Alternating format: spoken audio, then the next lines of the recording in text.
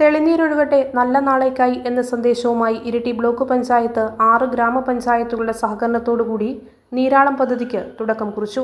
പദ്ധതിയുടെ ഉദ്ഘാടനവും ലോഗോ പ്രകാശനവും ഫുഡ് ഫോറസ്റ്റ് ഉദ്ഘാടനവും ജില്ലാ കളക്ടർ പി വിഷ്ണുരാജ് IAS നിർവഹിച്ചു.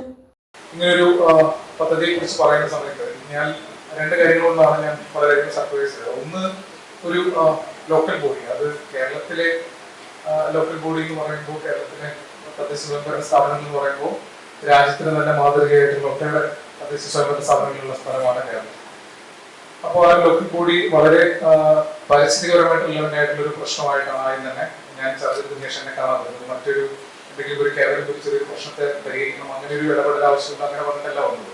വളരെ ഫ്യൂച്ചറിസ്റ്റിക് ആയിട്ടുള്ള ഭാവിയെ മുന്നിൽ കണ്ടുകൊണ്ടുള്ള ഒരു പ്രോഗ്രാം, ഒരു പദ്ധതി വിഭാവനം ചെയ്ത് അത് തന്നെ ഇതിന്റെ തുടക്കത്തിന് വേണ്ടി കാണുന്നത്. അപ്പൊ അത് തന്നെ വലിയൊരു കാര്യമായിരുന്നു.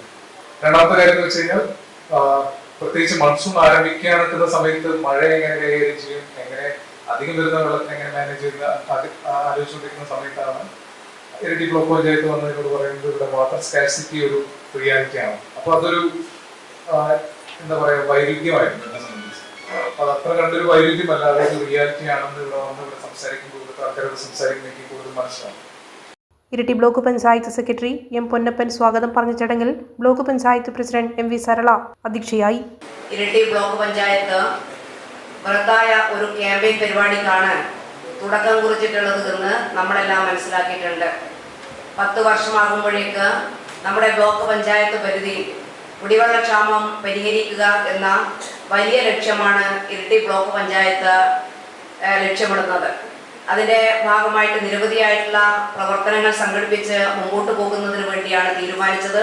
ഇങ്ങനെയൊരു സാഹചര്യത്തിലേക്ക് ഞങ്ങൾ എത്തിയിട്ടുള്ളത്, ഇരിട്ടി ബ്ലോക്ക് പഞ്ചായത്ത് പരിധിയുള്ള പഞ്ചായത്തുകളിൽ ഭൂഗർഭ ജലത്തിന്റെ അളവ് കുറഞ്ഞു വരുന്നു എന്ന വസ്തുത ഏറ്റവും കൂടുതലായിട്ടുള്ള സർവേയുടെ ഭാഗമായിട്ട് ആ വസ്തുത മനസ്സിലാക്കിക്കൊണ്ടാണ് അത് പരിഹരിക്കുന്നതിന് വേണ്ടി നമുക്ക് കഴിയണം, നമ്മുടെ ബ്ലോക്കിന് കഴിയണമെന്നുള്ള ലക്ഷ്യത്തോടു കൂടി ഈ പദ്ധതിക്ക് രൂപം നൽകിയിട്ടുള്ളത്. ഇതിന്റെ ഭാഗമായിട്ട് ബ്ലോക്ക് പഞ്ചായത്തിൽ സംഘാടക സമിതി നമ്മൾ ചേർന്ന് കഴിഞ്ഞു.